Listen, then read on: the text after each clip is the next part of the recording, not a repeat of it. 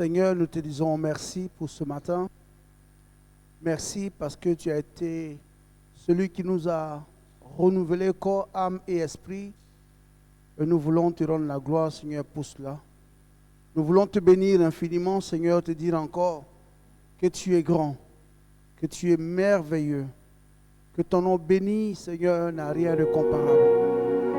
Seigneur, je sais. Que ce matin, Seigneur, tu as commencé depuis notre entrée en ce lieu, Seigneur, à nous guérir, à nous restaurer, à libérer, Seigneur, que les chaînes tombent, que les lianes se coupent en ton nom. Seigneur, tu as libéré encore davantage, Seigneur, nos vies. Nous voulons te remettre le restant du temps entre tes mains. Merci pour ta parole. Merci pour toutes choses ce matin. Dans le nom de Jésus, nous avons ainsi prié et nous disons Amen. Nous allons prendre nos Bibles, nous allons aller dans Esther chapitre 4. Esther 4. Nous allons lire à partir du verset 13 au verset 16. Et après quoi, nous allons compléter avec un verset du psaume 68, verset 29. Les deux textes vont nous accompagner ce matin. Nous voulons bénir le Tout-Puissant.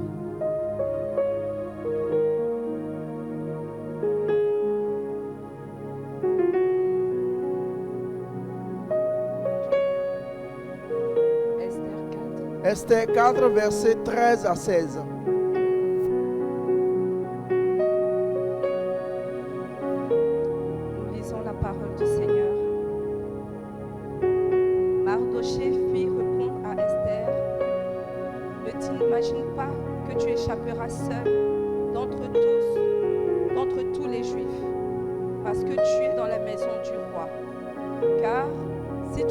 Maintenant, le secours et la délivrance surgiront d'autre part pour les Juifs.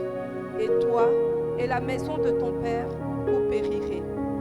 Et qui sait si ce n'est pas pour un temps comme celui-ci que tu es parvenu à la royauté. Esther envoya dire à Mardochée: Va, rassemble tous les Juifs qui se trouvent à Suse et jeûnez pour moi, sans manger ni boire pendant 3 jours. Ni la nuit, ni le jour. Moi aussi, je gênerai de même avec mes servantes. Puis, j'entrerai chez le roi, malgré la loi, et si je dois périr, je périrai. Ton Dieu ordonne que tu sois puissant.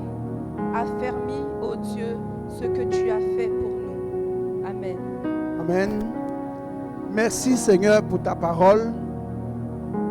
Incapables que nous sommes, Seigneur, nous te la remettons entre tes mains, afin qu'elle nous revienne sous forme de grâce et de faveur ce matin. Dans le nom de Jésus, nous avons ainsi prié et nous disons,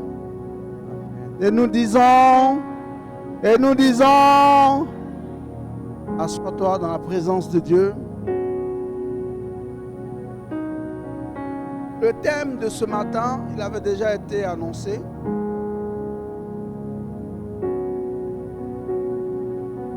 Le thème de ce matin, c'est le pouvoir du législateur. Le pouvoir du législateur.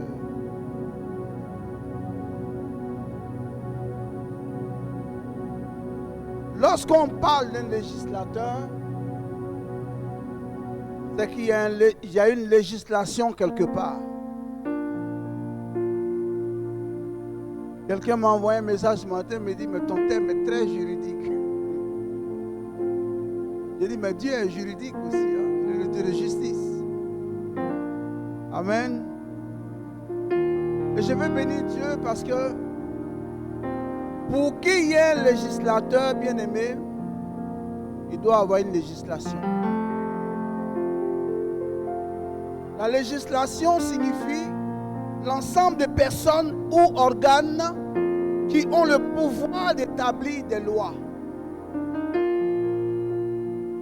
Et le législateur est une personne qui a le pouvoir de faire de ce qu'il dit des lois. a bien compris?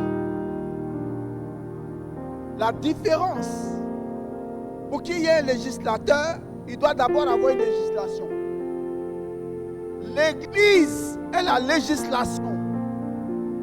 Et le chrétien que je suis, que tu es le législateur.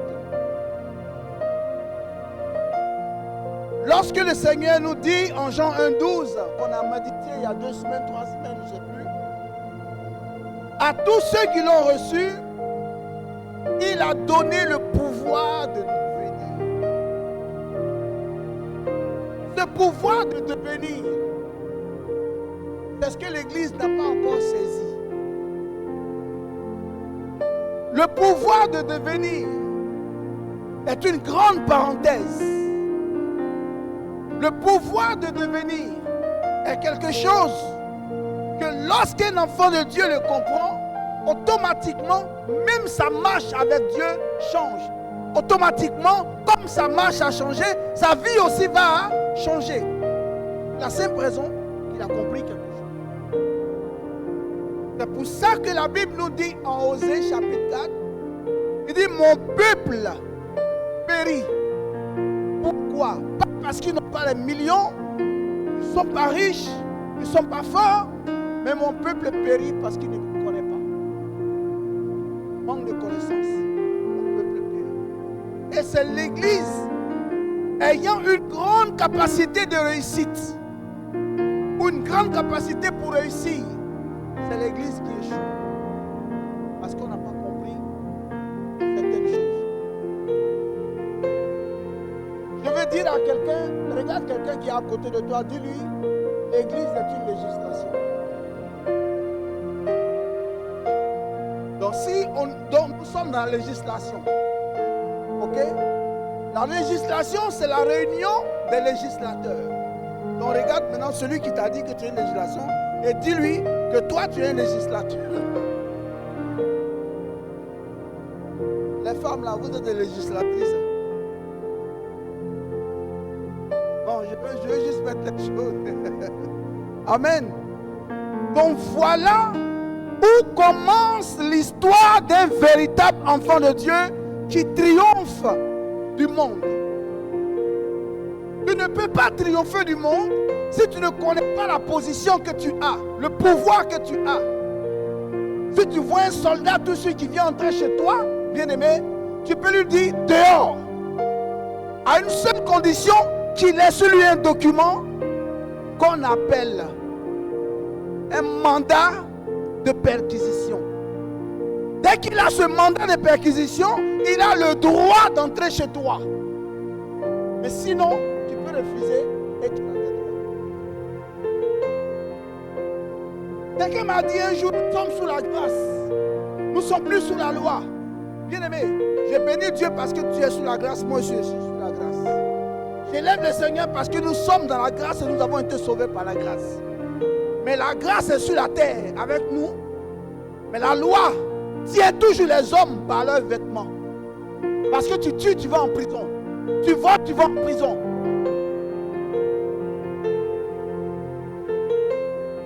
Je veux que quelqu'un comprenne le mécanisme de la grâce. Cela nous tient dans un cadre spirituel. Sortez un peu des rêves. Un chrétien qui ne prie pas est mort. Quels que soient tes beaux vêtements, tu es mort, tu ne sers à rien. Satan n'a pas peur de toi. Il y a un dicton de chez moi qui dit, on ne lapide pas un arbre s'il n'a pas de fruits. En fait, tu ne sers à rien. Pourquoi le diable va t'attaquer? Il attaque quelqu'un, c'est qu'il sait, il voit dans la personne ou la vie de la personne ce que la personne peut produire. Nous sommes des législateurs qui ne connaissons même pas nos pouvoirs. L'Église court, elle court dans tous les sens, sans savoir ce qu'elle représente aux yeux de Dieu. Il dit, voici, je vous ai donné le pouvoir. Et j'espère que j'aurai assez de temps aujourd'hui.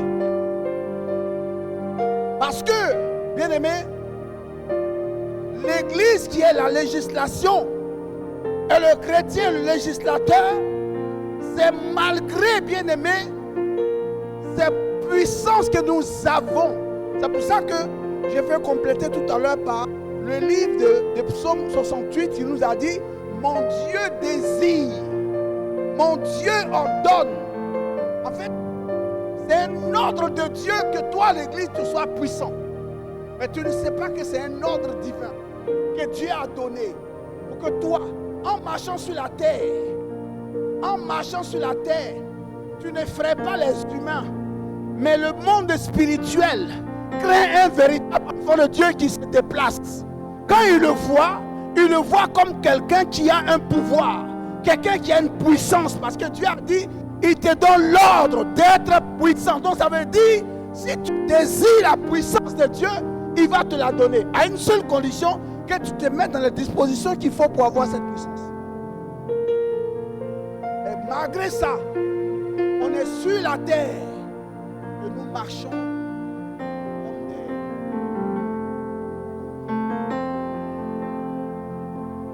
Je lisais un passage hier qui me disait ceci.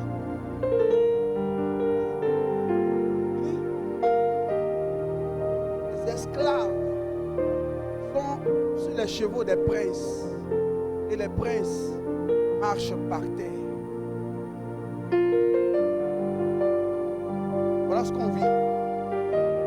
Alors que nous sommes des législateurs. Et je disais tout à l'heure, les législateurs, le pouvoir qu'il a, c'est de faire des lois. Mais vous allez me dire, mais quelles lois je dois faire? Quelles sont les lois que je dois faire? Parce que Dieu t'a dit qu'il t'a donné sa puissance.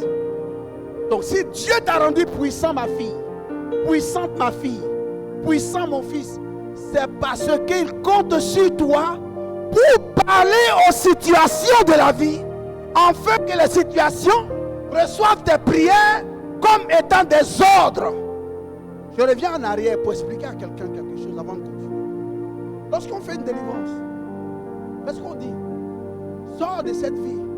C'est un quoi? Un ordre. Est-ce que c'est le français courant ou bien c'est quoi? C'est une méthode? Non, ce n'est pas une méthode. On a reçu cela. Donc on peut donner un ordre à une situation et la situation est obligée ou sera obligée de changer. Tout dépend de ce qui sort de la bouche du législateur. Il y a une grande différence. Lorsque vous allez dans une association, il y a les administrateurs. Les administrateurs, ils participent aux réunions, mais ce n'est pas eux qui prennent des décisions. Et qui fait les lois définitives? Ce sont les législateurs. Voilà la position des chrétiens dans le monde spirituel. Les grands pouvoirs, ils marchent comme quelqu'un n'a rien. Quand ne pouvez que le diable l'attaque. Nous sommes, il dit, Osée 4, la version King James dit ceci: mon peuple est réduit au silence. Mon peuple est réduit au silence. Donc en fait, King James vient nous amener quelque part en nous disant, la version lui seconde dit, mon peuple meurt. Mon peuple meurt. La version Semeur dit, mon peuple est détruit.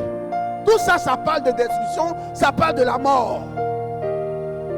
Mais la version ici, français courant, qui ressemble à la version King James, dit ceci: mon peuple est réduit au silence. Être réduit au silence, c'est de ne plus pouvoir dire quelque chose dans une situation que tu vois.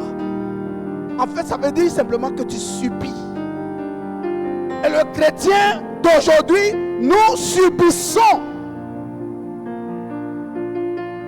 Nous subissons. Être réduit au silence, c'est manque de parler aux situations. On voit des situations, mais on ne peut pas parler aux situations. Parce que nous-mêmes, nous sommes dans des positions qui ne nous donnent pas la possibilité de parler aux situations. Manquer de prière, c'est être réduit au silence. Maintenant, je vais commencer à dire quelque chose.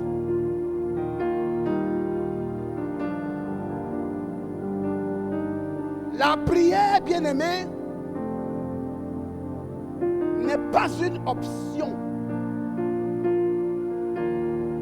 La prière n'est pas une option, mais la prière est un programme de Dieu dans l'esprit. Pour nous donner accès à son trône comme autorité dont les paroles deviennent des lois. Ce que je viens de dire, je vais expliquer ça. J'ai dit, lorsque souvent quelque chose ne se passe pas bien, on dit à la personne, si tu pries, les choses vont changer. Qu'est-ce qu'on dit non? À une seule condition qu'en bon français, si je mets un si dans une situation, c'est que je suis en train de mettre une condition. Or, s'il y a condition, la condition crée l'option. Je ne suis pas en train de dire à la personne que lève-toi et prie parce que c'est ton droit de prier.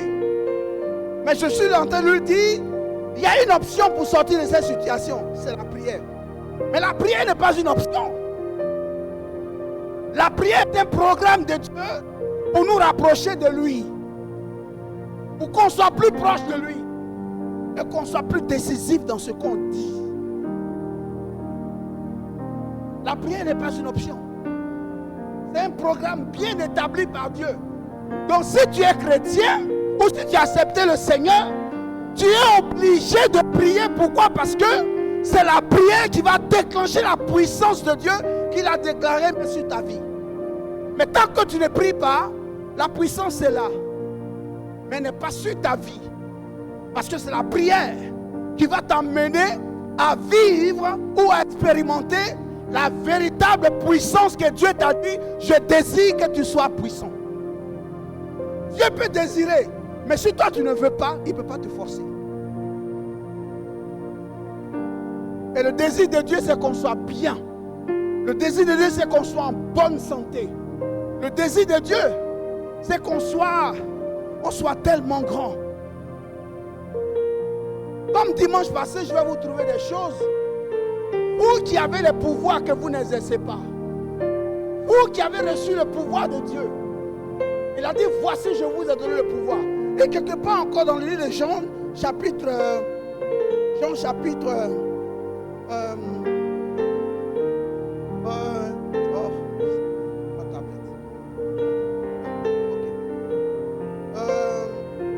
voilà. Luc 10, verset 19, il dit ceci. Voici, je vous ai donné le pouvoir de marcher sur les serpents et les scorpions et toute la puissance de l'ennemi. Et il rajoute, et rien ne pourra vous nuire. Je vais rentrer maintenant dans le camp de l'église. Et je demande à l'église. Si un serpent vient ici tout de suite,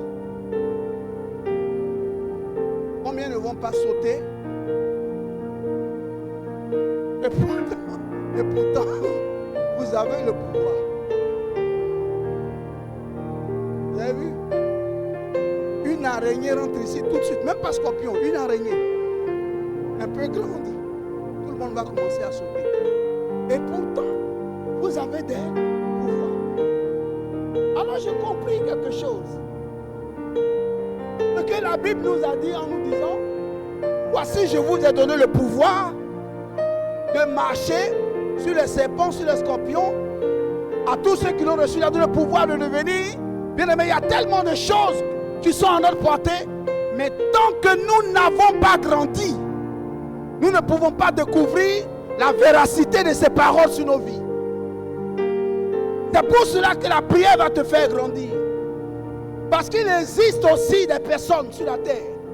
Et je l'ai découvert au travers des Écritures. Amen. Au travers des Écritures, on a découvert quelque chose. C'est quoi? C'est que lorsque Dieu nous donne la possibilité, bien aimé, de pouvoir recevoir quelque chose de lui, nous devons prier pour que cette chose-là s'accomplisse. Si tu ne pries pas, bien aimé, tu vas voir peut-être que le chemin ou la trajectoire de ce que tu devais avoir peut se détourner quelque part et faire en sorte que ce que tu attendais dur. Pour la simple raison que tu n'as pas compris que la prière n'est pas une option, mais la prière est une obligation pour que tu obtiennes ce que ton cœur désire. Ne prie pas parce que tu as entendu que quelqu'un a prié, il a été béni. Lui, il a prié. Tu ne sais pas depuis combien de temps il a commencé à prier. Ne prions pas parce que dans la période où nous avons des besoins, mais prions même quand nous n'avons pas de besoin. Parce que si tu pries pendant que tu as des besoins, tu pries dans les conditions de recevoir, mais prie même dans les conditions de ne rien avoir, afin que ta prière puisse être véritablement sincère. Remarquez ceci. C'est comme ça que beaucoup de gens sur la terre peuvent être des princes, peuvent être des héritiers, peuvent être des gens grandement élevés.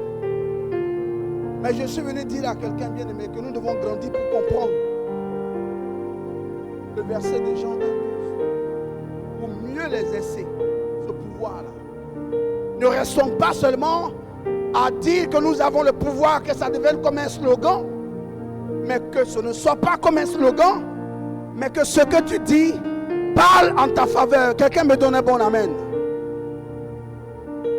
Nous devons grandir pour les essais. Nous devons grandir, bien-aimés, parce que le pouvoir de Dieu n'appartient qu'au Fils de Dieu. Mais je suis venu revenir vers quelqu'un avec le verset de Jean 1,12 duquel je suis en train de parler. On n'a même pas encore parlé de Esther. Le Jean 1,12 me dit, à ceux qui l'ont reçu, il a donné le pouvoir de devenir quoi? Enfant de Dieu. Or, tant que tu seras enfant, rien ne se manifestera avec toi. L'enfant est seulement protégé. L'enfant est sous la protection de ses parents et sous la protection de Dieu. Pour qu'on te confie quelque chose, Dieu ne confie pas son pouvoir à un enfant, bien qu'il t'a donné le pouvoir depuis que tu étais enfant, mais c'est en grandissant que tu vas exercer le pouvoir. Tu n'exerceras pas le pouvoir en tant qu'enfant parce que tu es capable de le bafouer. On ne confie pas des responsabilités qui nous tiennent à cœur à des enfants, à des adultes, à des matures, en d'autres termes, à des fils. Alors si tu veux voir la voix de Dieu, la main de Dieu dans ta vie, deviens un fils et sors du camp des enfants de Dieu. C'est ça qui trompe l'église. Je suis un enfant de Dieu, mais tu ne peux rien avoir. Dieu ne peut rien faire avec toi. Dieu est en train de chercher des hommes. Dieu est en train de chercher des femmes qu'il va utiliser pour sa gloire. Vous pensez que ce sont les petites filles qui vont emmener? Vous pensez que ce sont les jeunes enfants, les jeunes hommes qui vont emmener? Tu peux être petit, mais si tu es mature spirituellement, Dieu peut te désigner pour que tu portes le flambeau de son assemblée, de son royaume, de son nom.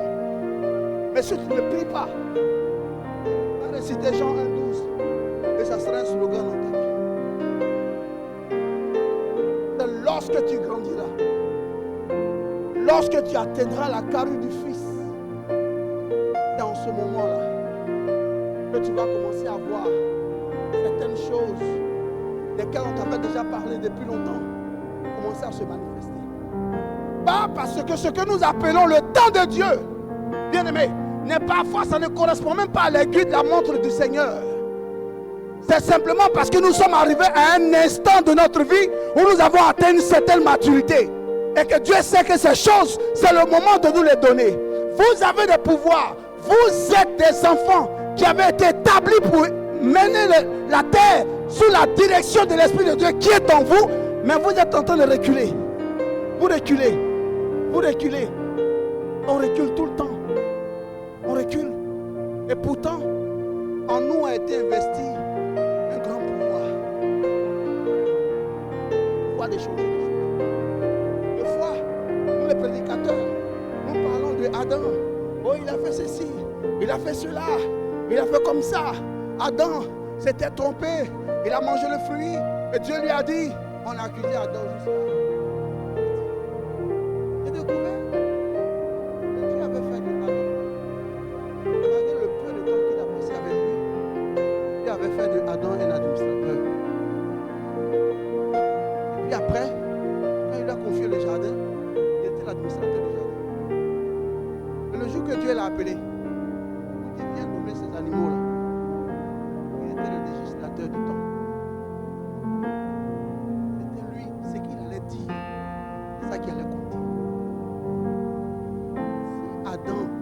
pouvait dire. Et puis ça va compter. Lui qui n'était pas, comme vous le dites aujourd'hui, l'église, nous sommes sous la grâce. Vous qui êtes sous la grâce. Adam qui n'était pas sous la grâce, il n'était rien d'autre que sous la faveur. Entre la faveur et la grâce, c'est deux choses différentes. Et vous qui êtes sous la grâce, si Dieu a attendu qu'Adam dise quelque chose, et puis il va laisser la chose s'accomplir, et la chose va porter son nom jusqu'à aujourd'hui. Parce que toi, tu vas dire, toi qui es sous la grâce, c'est-à-dire que toi et ta grâce, ça a fait une position supérieure. Dis avec moi, je suis législateur. Les femmes, je suis législatrice, pardon. Voilà. C'est très important. Lorsqu'un enfant de Dieu grandit, quelque chose, bien aimé, se passe dans sa vie. Parce que le Jean 1,12 que vous avez entendu, c'est vrai. Parle d'un pouvoir que Dieu nous a donné. Mais le pouvoir de Dieu n'appartient pas aux enfants. Le pouvoir de Dieu appartient aux adultes, ceux qui ont grandi. Parce que ce que tu es en train de regarder aujourd'hui comme quelqu'un qui, selon ton niveau, tu vas croire que, bien aimé, selon le niveau du moment, tu vas voir certaines choses en fonction du niveau du moment que tu as. Mais au plus tu vas monter dans le Seigneur, au plus tu vas élever ton niveau dans le Seigneur, l'apôtre Paul dit, ce que j'ai regardé avant comme étant un avantage pour moi, le fait d'être monté vers le Seigneur, je regarde cela aujourd'hui comme la boue. Pourquoi? Parce qu'avant ça avait de la valeur. Les enfants accordent de la valeur aux choses qui n'ont pas de valeur. Et si nous restons enfants, c'est comme ça que nous allons rester, sans accorder de la valeur même à la présence de Dieu.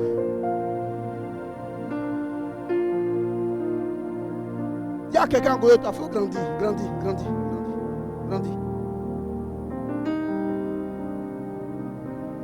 La prière n'a jamais été une option.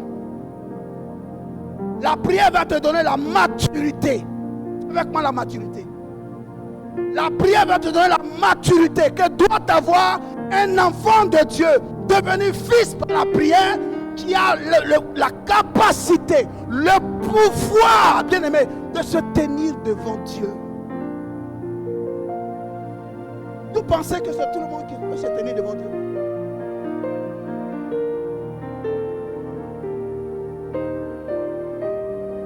Dans les grades devant Dieu, le serviteur et le fils n'ont pas le même grade. Le fils, il peut entendre la voix du père à la maison. Le serviteur, il peut entendre la voix du père sur la route.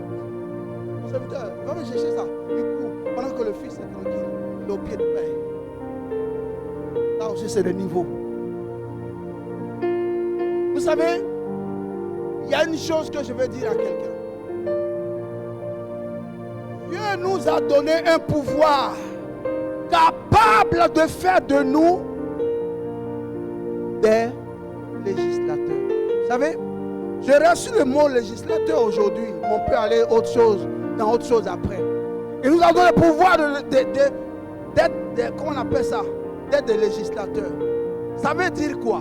Le pouvoir que Dieu nous a donné est capable de nous faire changer les choses de la vie. Ce que même la vie a déclaré, ce que la vie a annoncé, ce que la vie a déjà écrit, ces choses-là peuvent changer si un véritable enfant de Dieu se tient dans la présence de Dieu. Ces choses peuvent changer. Et comme Adam a nommé le chien qui s'appelle jusqu'à aujourd'hui chien, il a nommé le cheval qui s'appelle jusqu'à aujourd'hui cheval, toi tu peux nommer une situation et la situation va porter son nom, pas seulement sur la terre, mais dans ta descendance et de tout ce qui t'appartient. Je donne l'exemple de Rebecca. Isaac était assis, la Bible dit qu'il était assis quelque part sous le genêt, un arbre. Isaac était là parce qu'il avait entendu que son père avait envoyé quelqu'un, un de ses serviteurs, aller chercher une femme pour lui. Et lorsque Isaac, le serviteur, arrive avec la femme, il trouve Isaac sur le chemin en mode obéissance, attendant le serviteur de son père. Qui aujourd'hui, de nos jours, peut se rabaisser à ce niveau et comprendre que l'humilité est une chose importante qui précède la bénédiction et la gloire. Isaac est allé attendre son serviteur. Il n'est pas dit je vais rester à la maison, le serviteur va me trouver. Lui-même est allé là sous l'arbre, il était en train d'attendre. Quand le serviteur est arrivé, Rebecca est venue vers Isaac avec un problème très grave, ma fille. Très très grave. Quand Rebecca venait, elle était stérile. Elle n'a pas dit à Isaac, parce que quand il y a quelqu'un stérile, on ne le voit pas avec les lunettes.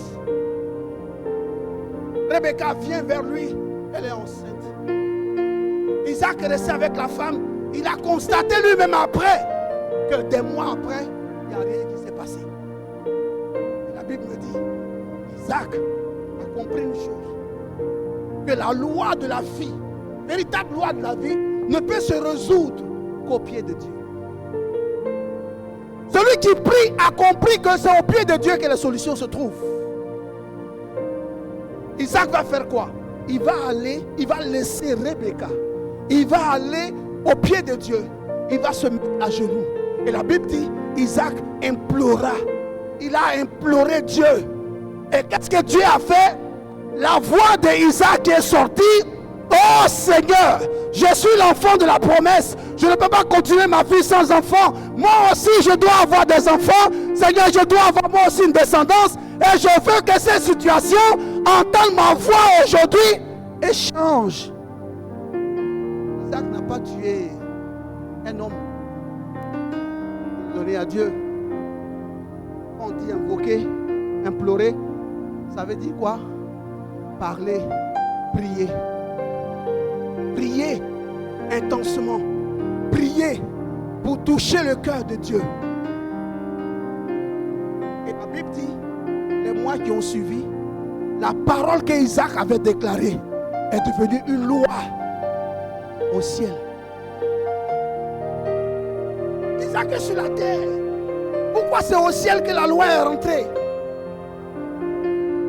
Pourquoi? Alors qu'Isaac est sur la terre, la loi devait d'abord commencer sur la terre. Mais la Bible dit, Matthieu 18, 18, il dit, tout ce que vous lirez sur la terre sera lié au ciel. Il faut comprendre ces choses. Ne soyons pas de ceux qui récitent les versets bibliques sans preuve, sans savoir ce que ça donne. Chaque verset biblique est une parole déguisée que Dieu nous a accordée. Quand tu regardes ce qui est écrit, c'est Logos. Mais ce qui est caché derrière, c'est le Réma. C'est ça qui contient la semence qui va te donner la vie. Isaac avait compris que pour que je triomphe de cette stérilité, parce que ma mère est passée par là, pendant presque toute sa vie, et la manière dont la vie de ma mère s'est passée, celle de mon père, je refuse. J'ai imploré Dieu. Puis je vais voir. Quand il a imploré Dieu, la situation a changé. Mais ce que j'aime, écoutez-moi bien, Isaac n'a fait que prier. Pourquoi nous aujourd'hui, de nos jours, nous prenons la prière comme une option? La prière n'est pas une option. C'est pour sortir de tous les pièges que l'ennemi a mis devant vous. Vous avez un pouvoir que vous n'exercez pas. Je vais vous donner 2 versets, mais ce n'est pas pour vous faire peur. Je reviendrai dans mon message. De toute façon, ça fait partie.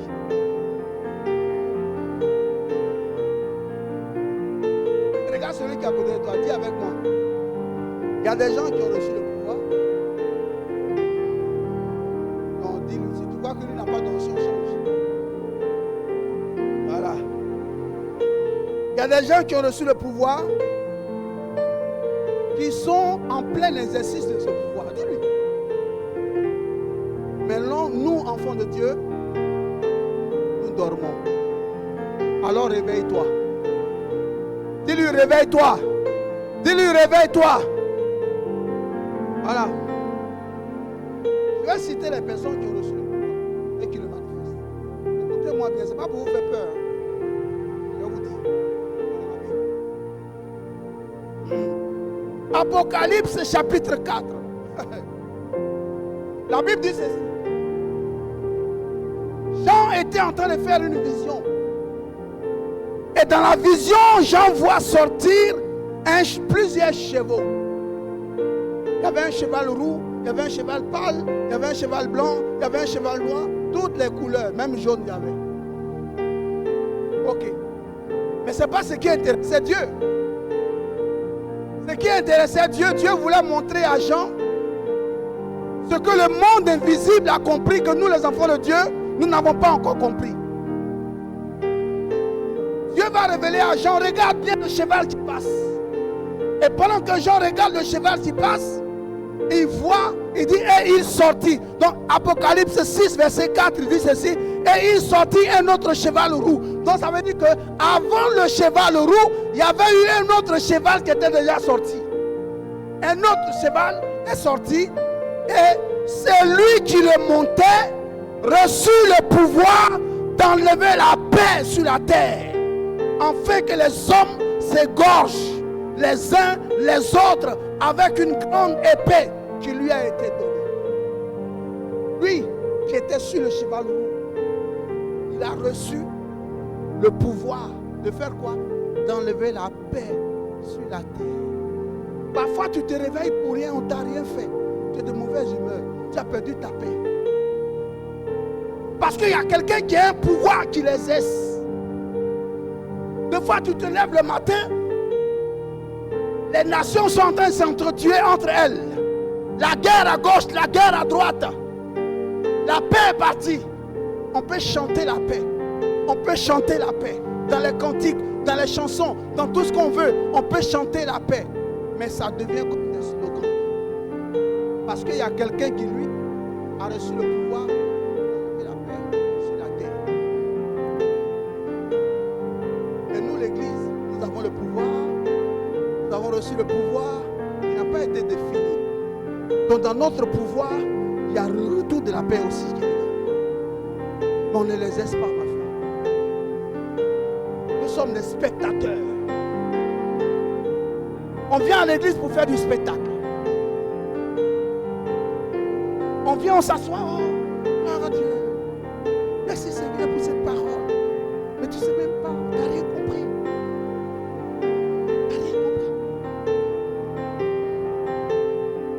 Quelqu'un a reçu le pouvoir d'arracher la paix à la terre. Et toi, tu as reçu le pouvoir de donner la paix à la terre. Et toi, tu dors. Mais l'autre, lui, il arrache le pouvoir. Il arrache le pouvoir de posséder la paix dans les cœurs, dans les nations, dans tout le monde entier. La paix s'éloigne. Et la suite du verset dit ceci, il donne le pouvoir d'enlever la paix afin que les hommes s'égorgeassent entre eux. Donc ça veut dire, il a pris le pouvoir pour venir introduire sur la terre le meurtre. Pour que les hommes se tuent entre eux. On ne prie pas. On ne cherche pas le pouvoir de changer les choses. Tant que ma vie va bien, c'est bon. Tant que je me belle sur mon beau costume, ma belle cravate, tout va bien. Ça mon rôle l'église. C'est une erreur. Regarde-moi bien dans la caméra, je te dis que c'est une erreur. Oui, c'est une grosse erreur. La suite du verset dit ceci, que les hommes se tuent avec une grande épée. Deuxième passage, Apocalypse 6, verset 8, il nous dit ceci. J'ai regardé et voici parut un cheval de couleur pâle. Cette fois-ci, le premier était roux, le deuxième est pâle. Il dit, mais celui qui le montait reçut le pouvoir. Il dit que celui qui le montait se nommait la mort. Celui qui montait ce cheval se nommait la mort.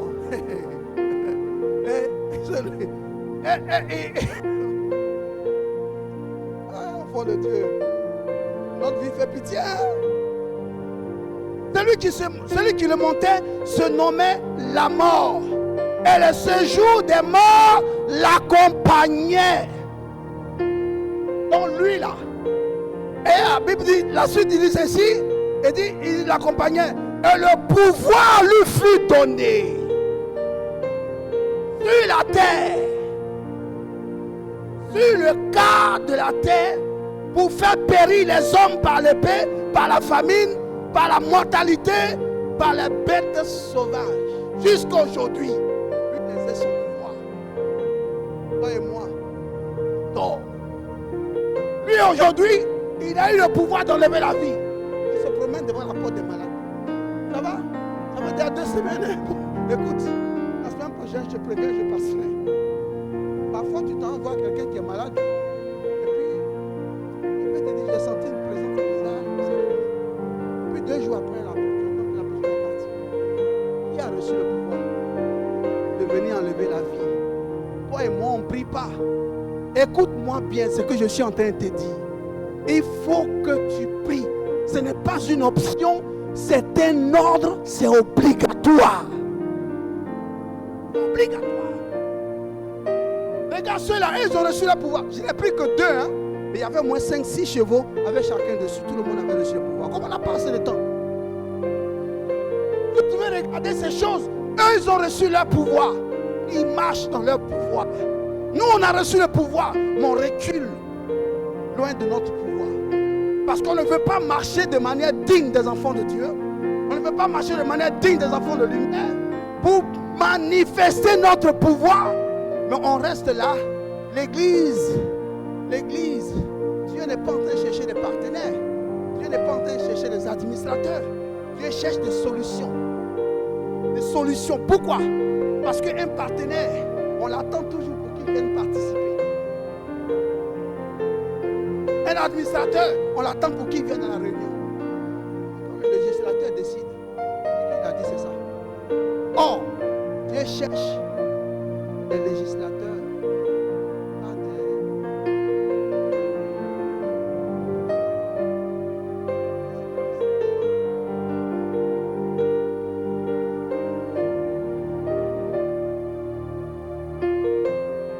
Pas de conseil d'administration. Dans le conseil d'administration, il y a trop de bavardage. Chacun veut que ce qu'il dit n'a qu'à rester. Alléluia. Je veux maintenant arriver dans notre passage de Esther. Donc c'est maintenant que je commence à prêcher. Mais je ne vais pas dire, n'ayez pas peur. Esther avait un papa. Et Esther avait une maman. Mais un jour, le même qui a reçu le pouvoir desquels je viens de parler tout à l'heure, là, la mort. Il a pris le séjour des morts, ils sont passés devant leur porte. Ils ont pris le père, ils ont pris la mère. Donc la mort a exercé son pouvoir sur la famille d'Esther. Et Dieu a trouvé une solution pour Esther parce qu'il avait un programme avec elle. Dieu va toucher le cœur de Mardoché. Et Mardoché va partir chez son frère. Et il va trouver la fille de son frère. Dans une révélation aussi simple, la maison de ses parents était devenue un orphelinat pour elle. Elle était orpheline. Papa n'est plus là, maman n'est plus là. Elle est assise tout seule, en train de pleurer. Et Dieu va ouvrir les yeux de cet homme Mardoché sur la fille. Elle s'appelait Adassa. Et Dieu va lui donner la possibilité de voir dans la vie de cette femme, de cette jeune fille, de cette petite fille, si on veut le dire comme ça, qu'elle avait une grande destinée, elle avait une grande étoile.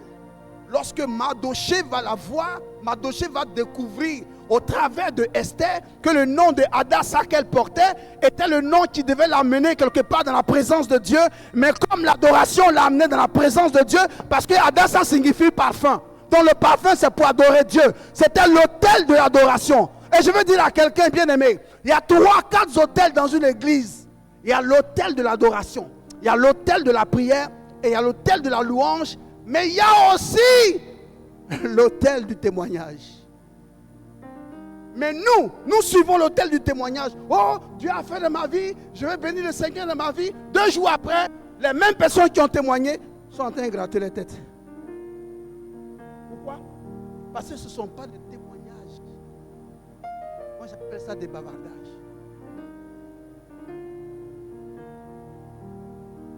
Ça, c'est l'autel de témoignage. Après, on a l'autel de l'adoration. C'est là où on brûle le parfum.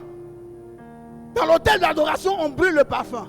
Et maintenant, quand le parfum est en train d'être brûlé, tu es en train d'adorer Dieu. Les chrétiens aujourd'hui ont compris qu'il y a des modérateurs, des modératrices qui les tirent. Adore le Seigneur, adore le Seigneur. Et pour qui ils adorent même là, ils sont en train de regarder la modératrice comme si c'était un spectacle. Voilà notre autel d'adoration.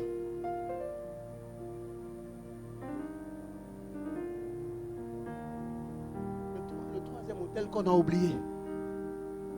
N'oubliez pas, dans la maison de Dieu, il n'y a pas que l'autel du témoignage.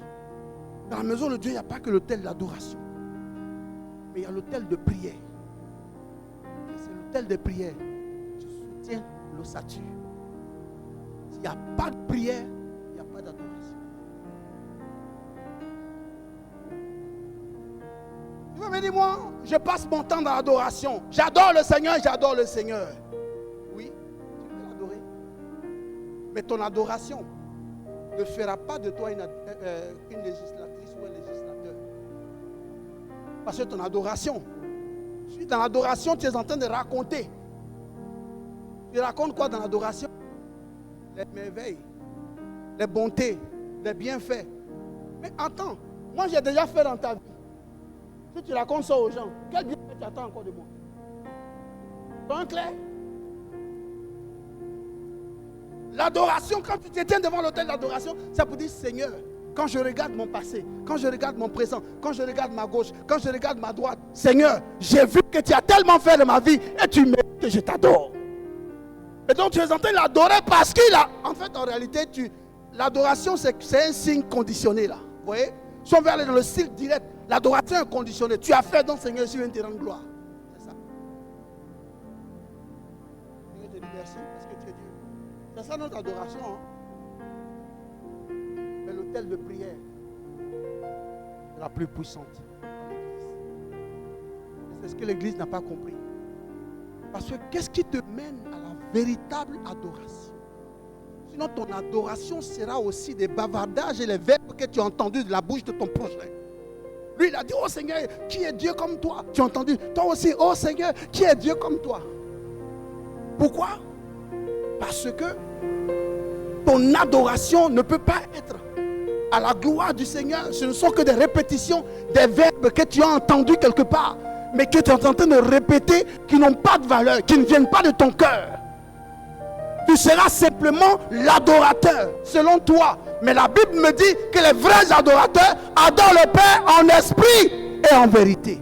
Mais quelle est la matière de la parole qui t'amène à élaborer ton esprit? C'est la prière.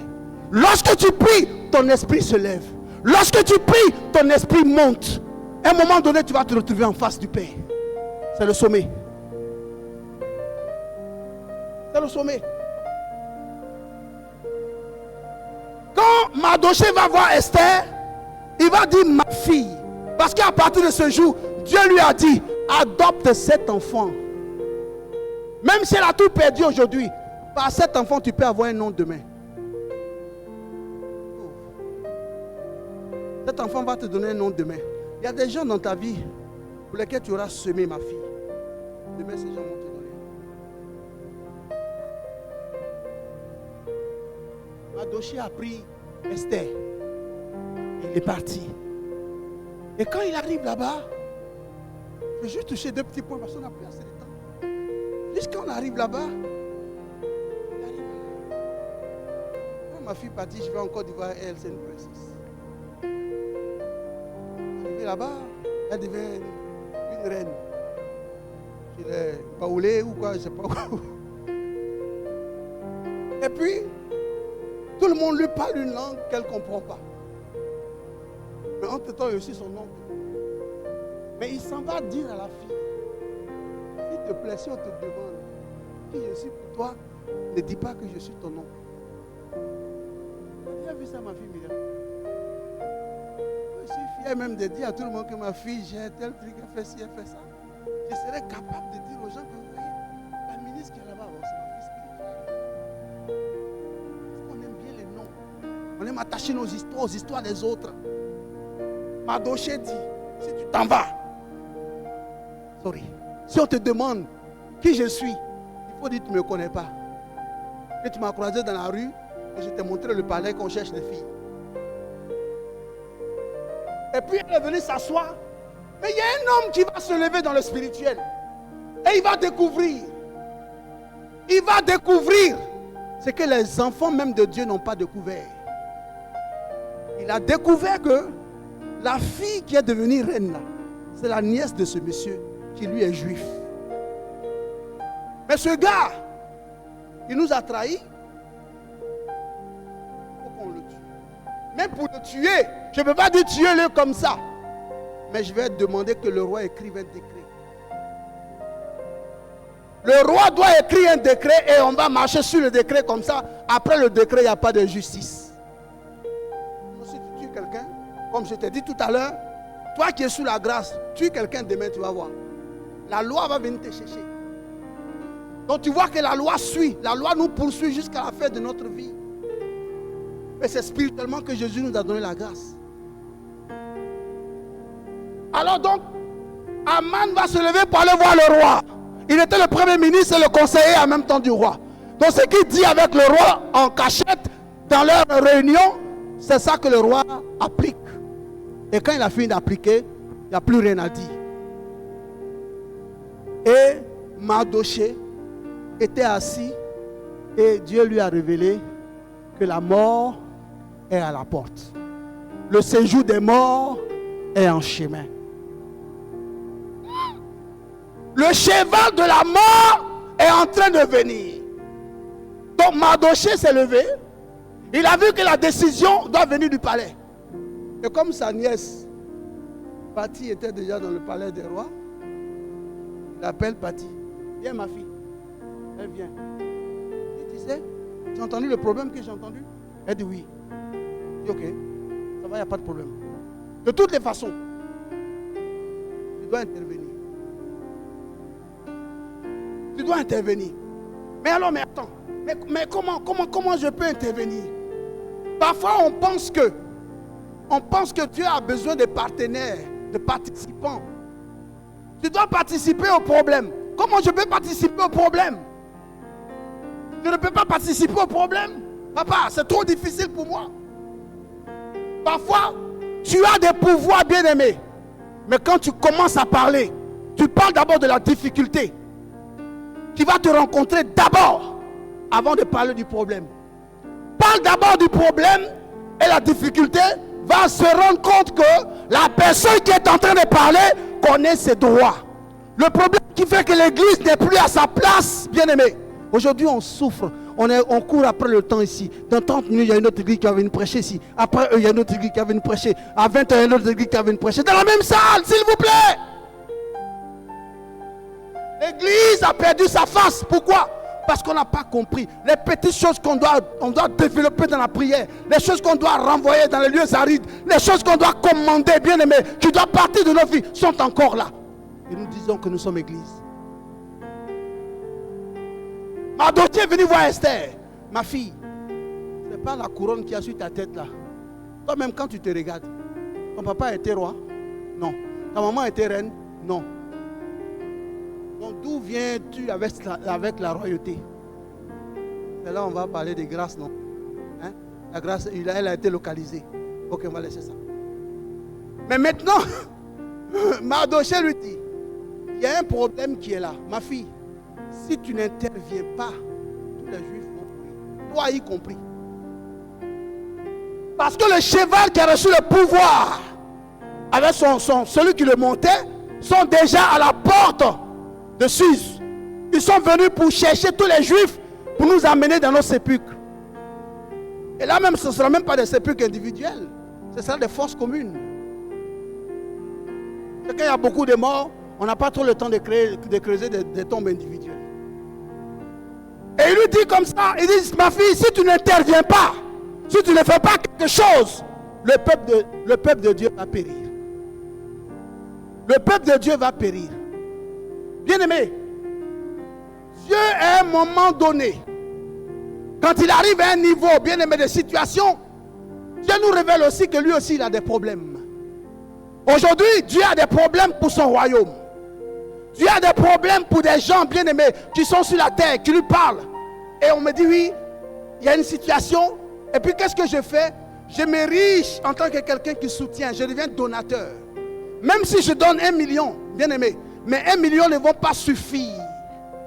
Le nombre d'orphelins qu'il y a sur la terre aujourd'hui qui sont sous la tutelle de Dieu. Mais 1 million ne vont même pas suffire à s'occuper au moins de 1 centième ou 1 millième des orphelins de la terre. Donc ce n'est pas ça que Dieu demande. Ne pas être, bien-aimé, n'importe qui devant Dieu.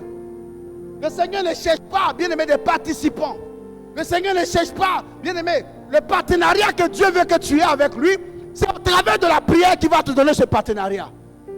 Ta prière va te rapprocher de Dieu. Tu deviendras partenaire de prière, partenaire dans l'alliance avec le Seigneur dans la prière.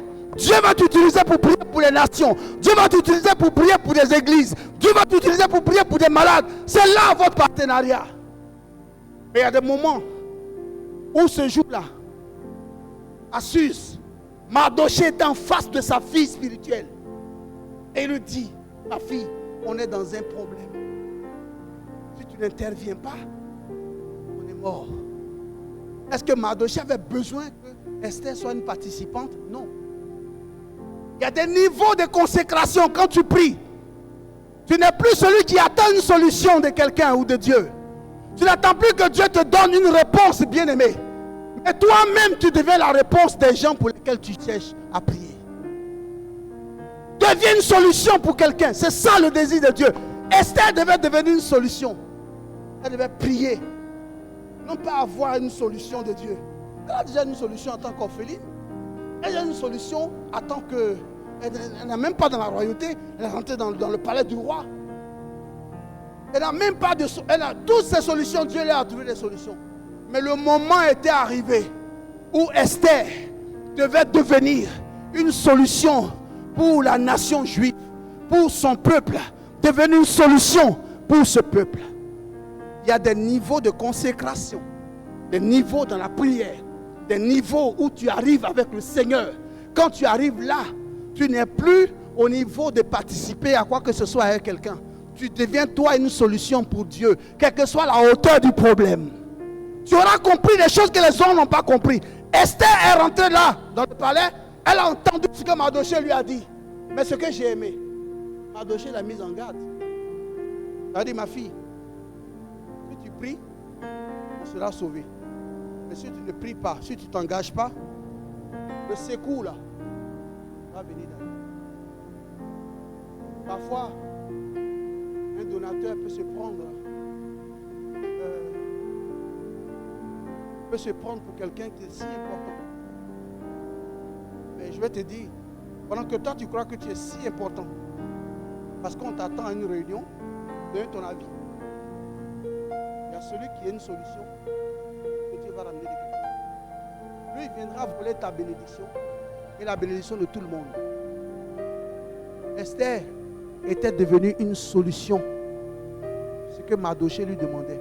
Deviens une solution, ma fille. Dis à quelqu'un, deviens une solution. On est fatigué d'attendre les solutions. Hein? Le moment est venu que l'église devienne une solution. Que les miracles se sont passés au temps de Paul, ces miracles se produisent à notre temps. On me disait un jour, décris-nous un peu la vie de Pierre. Je suis resté à un moment donné, je regarde, il y a quelque chose qui me vient dans ma tête comme ça. Pim. Pierre avait atteint un niveau de consécration qui était tellement puissant que même le mouchoir de Pierre, ça, de Paul, guérissait les malades. Donc tu n'as pas besoin que la... Tu vas juste amener ton mouchoir et puis tu viens, tu déposes à la chair et tout le monde est guéri. Où est ce niveau de consécration aujourd'hui? Où est ce niveau de prière aujourd'hui dans l'église? On pense que, oh, moi, j'ai prié pour telle personne, la personne a été bénie, la personne n'a pas été reconnaissante, je ne prie plus. Il ne faut plus prier. Ne prie plus. Oui, moi, on ne me dit pas bonjour. Voilà les problèmes de l'église. Parce que l'église est restée enfant de Dieu. Et là-bas, il fait des bêtises des fois. Excusez-moi du terme. Il fait des choses qui ne sont pas jolies. Tout le monde crie. Je dis, oh, c'est un quoi? C'est un enfant. Il ne sait pas encore même. Là où c'est qu'il est en train de faire, il pense qu'en faisant ça, c'est pour vous plaire. Alors qu'il est en train de vous énerver. C'est ça, l'église de Jésus-Christ. On est dans les petites choses. Vous avez vu maman Jean ce matin, son chapeau qu'elle a mis? Ça s'appelle un chapeau. Hein. Mais lui, il a vu chapeau.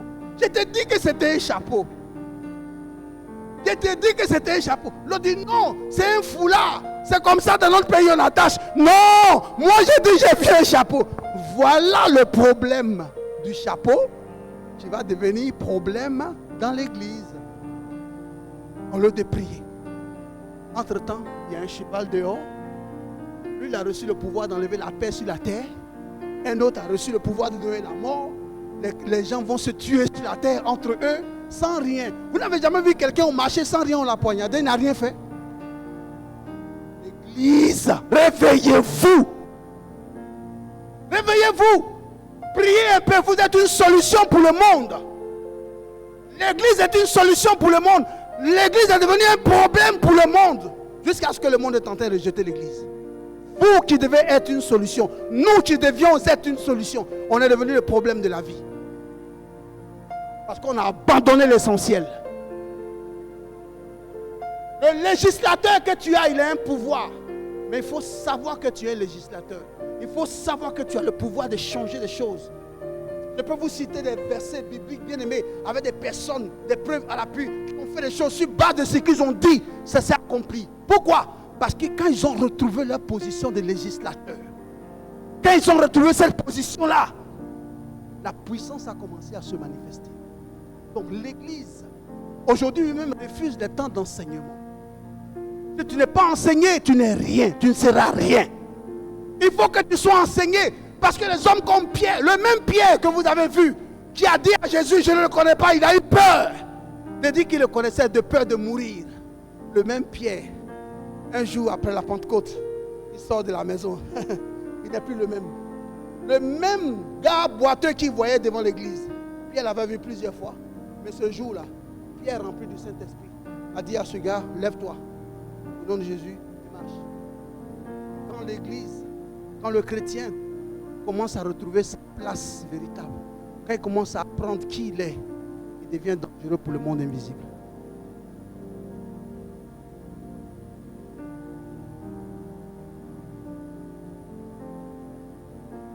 Lève ta main comme ça. Lève ta main. Tu veux voir des conquérants, lève ta main comme ça. Pendant que tu es assis, tu ne peux même pas te lever, assois-toi. Et ferme ta paume comme ça, serre ça dur. Et ferme les yeux là-dessus. Et je vais te dire, qu'est-ce que tu es en train de ressentir? Qu'est-ce que tu es en train de ressentir? C'est un simple geste. Toi qui nous suis aussi, tu peux faire la même chose. Un simple geste. Appuie simplement ta main, serre-la bien, en fermant les yeux et pense au Seigneur Jésus. Pendant que tu serres ta main, pendant que tu fermes ton poignet, pendant que tu serres tout, ferme, ferme, ferme, ferme, ferme. Et maintenant, dis-toi, je suis un législateur, je suis une législatrice. Desserre ta main.